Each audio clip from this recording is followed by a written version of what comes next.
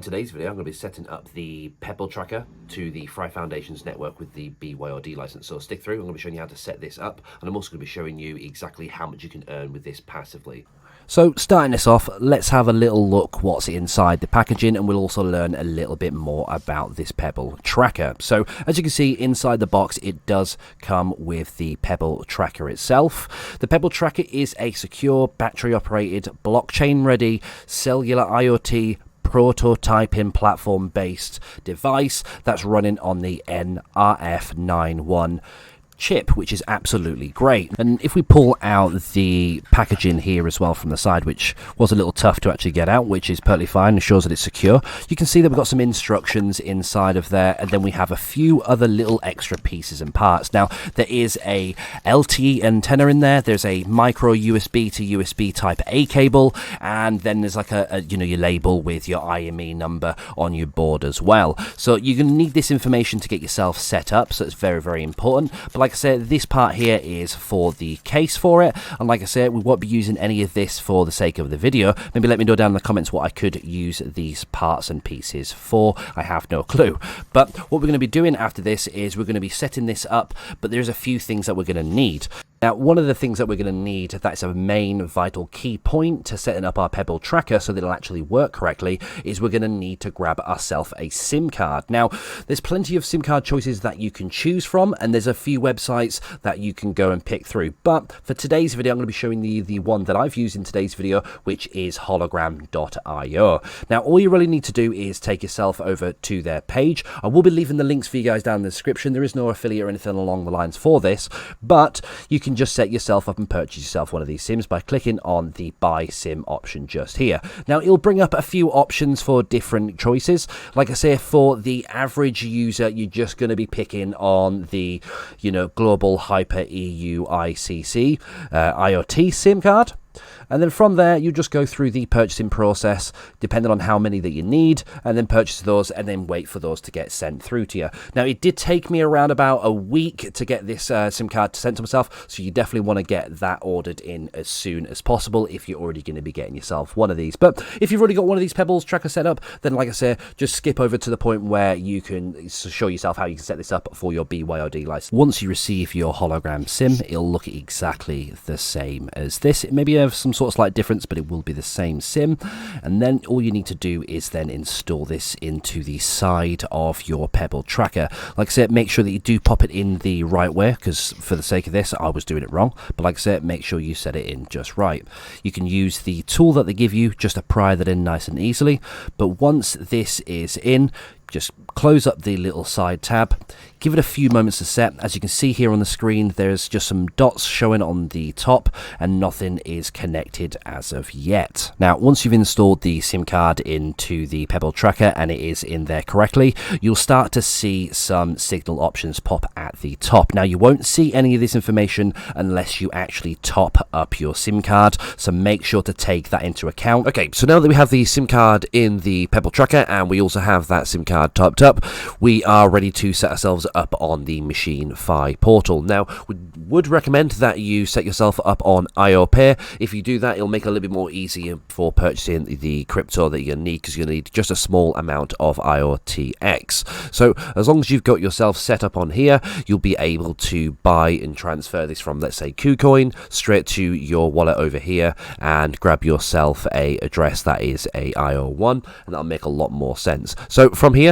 if we go over to the Machine Fi portal and we name this, let's say, Farrington Pebble, and then we press on the finish, it'll open up a MetaMask transaction from here, and it will be asking for a very small amount of about 3 pence.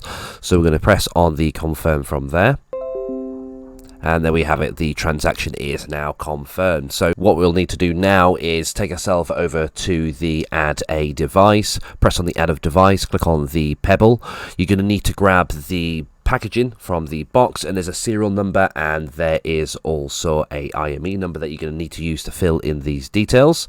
I will skip past these points of the serial number and the IME, but you will get the message from here. So all we're going to do is just name the device. I'm going to put Farrington Pebble, fill in the serial number and the IME from the side of your box's packaging, and then press on the next. Now from here, it's going to open up another MetaMask contract interaction, so make sure you press confirm on that, and that will be a few more IOXT. Like I say, it's very, very small amounts. You'll only need to grab yourself a couple of bucks to get yourself set up for this.